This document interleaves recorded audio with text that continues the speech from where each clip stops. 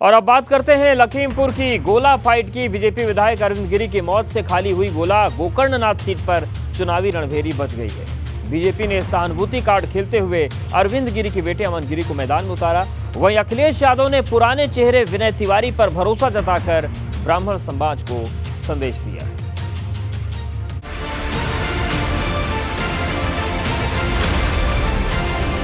गोला गोकर्णनाथ का चुनावी घमासान, भगवा ब्रिगेड का सहानुभूति प्लान, सपा के विनय तिवारी पड़ेंगे भारी।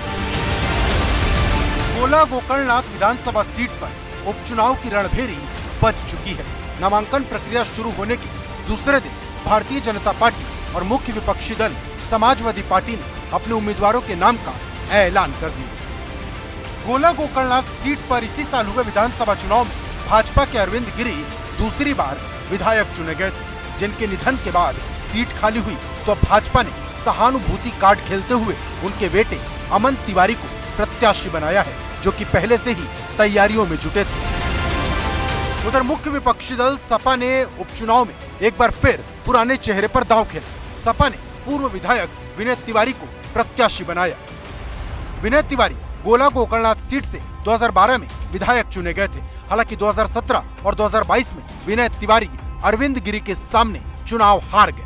विनय तिवारी 2006 में गोला नगर पालिका परिषद का चुनाव भी लड़ चुके हैं।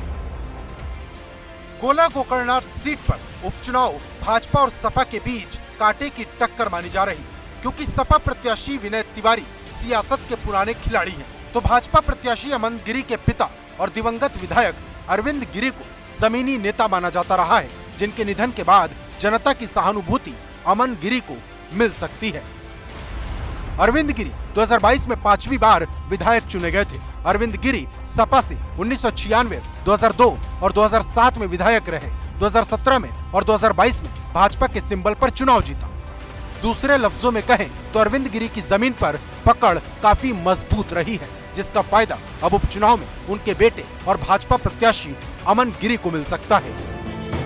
हालांकि ये सिर्फ अनुमान भर है, क्योंकि उपचुनाव को लेकर कांग्रेस और बसपा ने अपने पत्ते नहीं खोले। अगर दोनों पार्टियां प्रत्याशी उतारती हैं या फिर चुनाव से बाहर रहती हैं, तो उसका असर नतीजों पर भी पड़ेगा।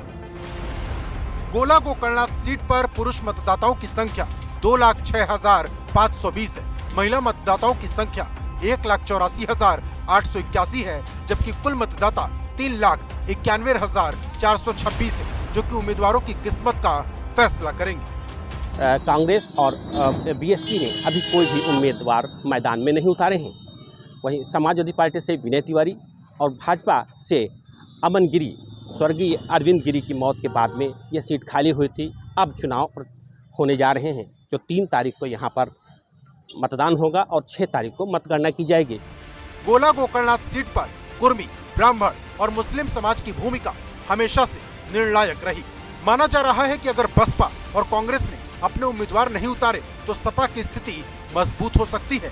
हालांकि 3 नवंबर को जब मतदान होगा तो जनता किसके पक्ष में होगी, इसके लिए थोड़ा इंतजार करना होगा।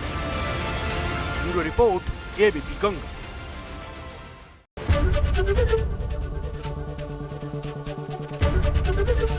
एबीपी गंगा, खबर आपकी, जुबान आपकी।